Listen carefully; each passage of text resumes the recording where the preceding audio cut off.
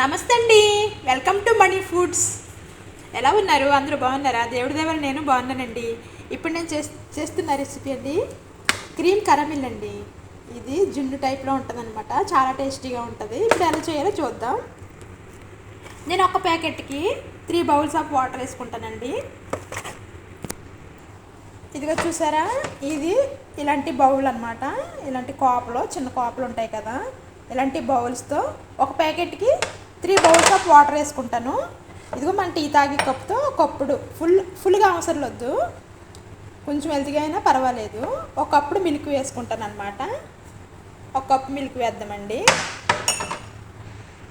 ఇదిగో చూసారా, ఈ ప్యాకెట్లో ఇది ఆల్రెడీ ఓపెన్ చేశాను అనమాట. ఈ ప్యాకెట్లో ఇలా ఉంటుంది అనమాట. ఇది కరమిలు, ఇది పిండి అనమాట.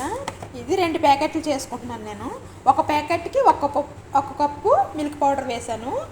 అందు గురించి 2 ప్యాకెట్లు చేసుకుంటున్నాను, అందుకే 2 కప్పులు మిల్క్ పౌడర్ వేసానండి.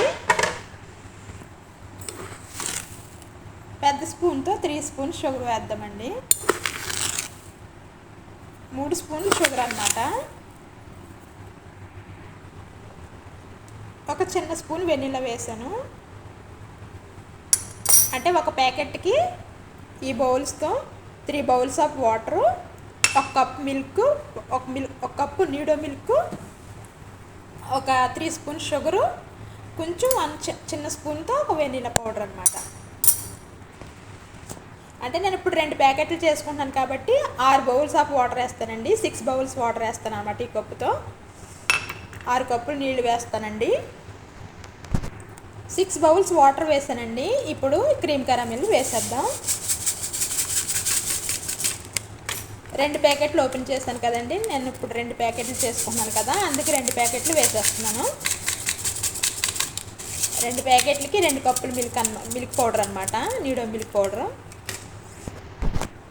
ఇప్పుడు ఇది స్టవ్ వెలిగించి స్టవ్ మీద పెట్టుకుని ఇలా తిప్పుతూ ఉండాలండి.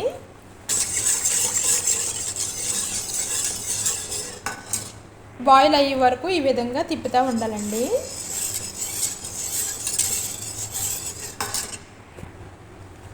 ఇప్పుడు ఈ కరామిల్ వేసుకుందామండి. బౌల్స్లో కొంచెం వేసుకోవాలన్నమాట. కొంచెం కరామిల్ బౌల్స్లో వేసుకోవాలి.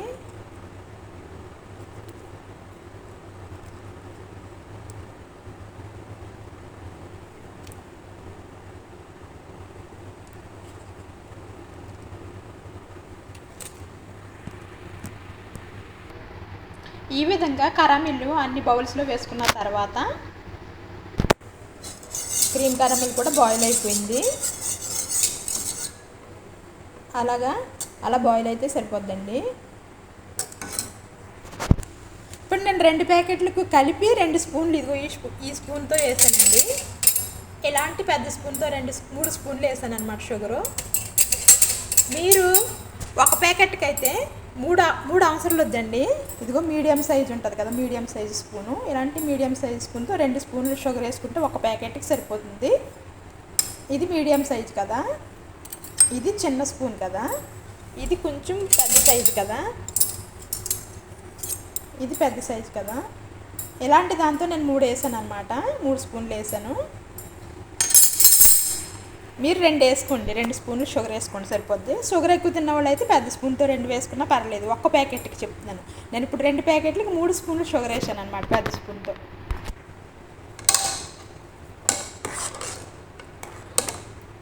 ఇదిగోండి బాయిల్ అయిపోయింది కాబట్టి ఇప్పుడు మనము బౌల్స్లో వేసుకుందాం.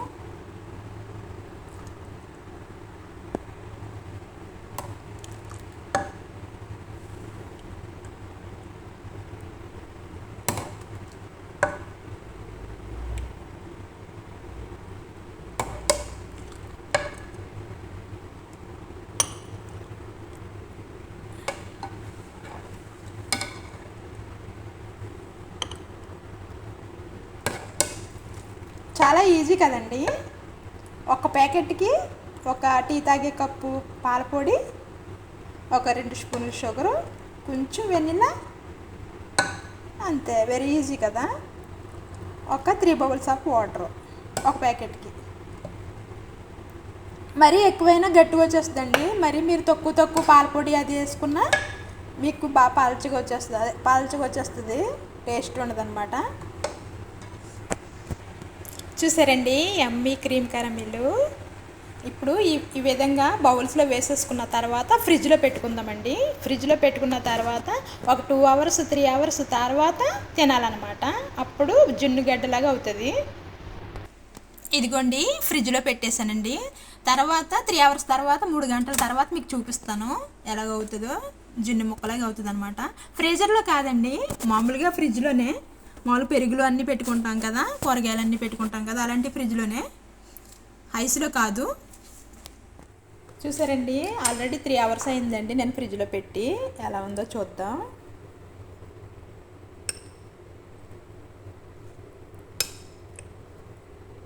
చూసారండి గడ్డలాగా, జున్ను గడ్డలాగా ఎలా వచ్చిందో. చాలా బాగుందండి.